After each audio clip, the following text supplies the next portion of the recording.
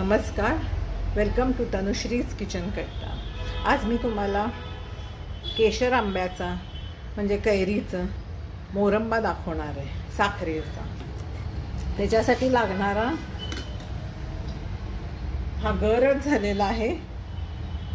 मी फोडी उकरून ठेवल्या होत्या, कापडावर घालून या चाळणीवर घालून सालं काढून कुकरला फोडी हे केल्या, उकडल्या, पण त्या जास्त शिजल्या गेल्या म्हणून पल्प झाला.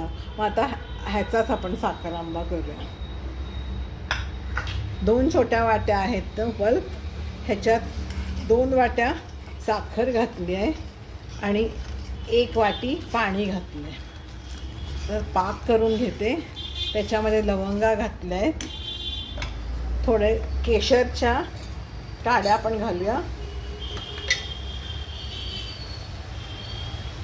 केशराच्या काड्या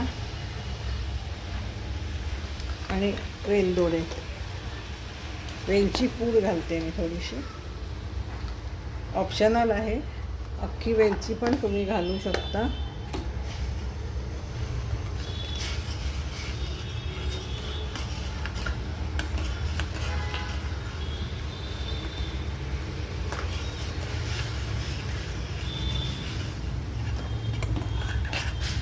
पाक होत आला आहे, पेस आला की समजायचं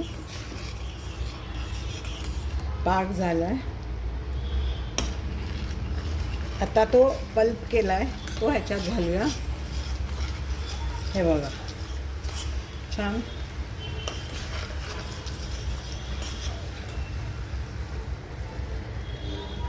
आता हा पल्प मी ह्याच्यात घालते.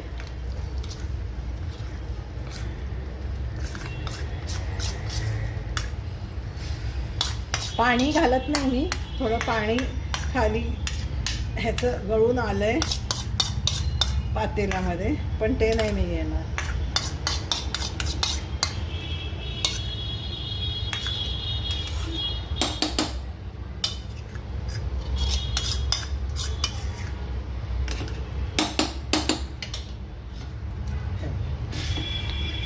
छान मिक्स करून घेऊया ह्याच्यात.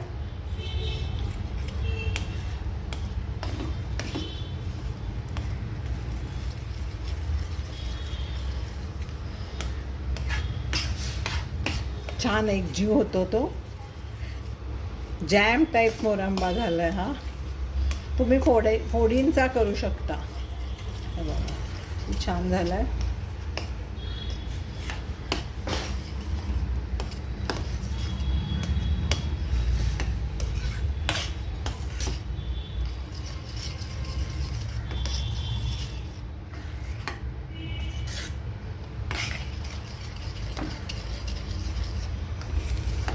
आंबट गोड उन्हाळ्याच्या दिवसात चपातीला लावून खायला छान लागतो.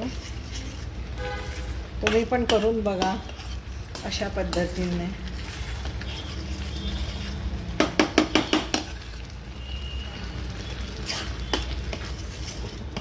मस्त आंबट गोड झालेला आहे. फोडी कोणाला खायच्या नसतील तर असा पण छान लागतोय.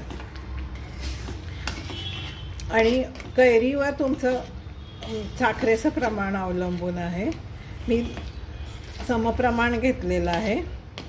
कैऱ्या जरा माझ्या आंबट होत्या म्हणून मी साखर जेवढा गर होता तेवढीच साखर. आपला झालेला आहे मोरंबा. अशा तऱ्हेने तुम्ही मोरंबा करू शकता उन्हाळ्याच्या दिवसात आणि स्टोअर करून ठेवू शकता. Thank you for watching my video.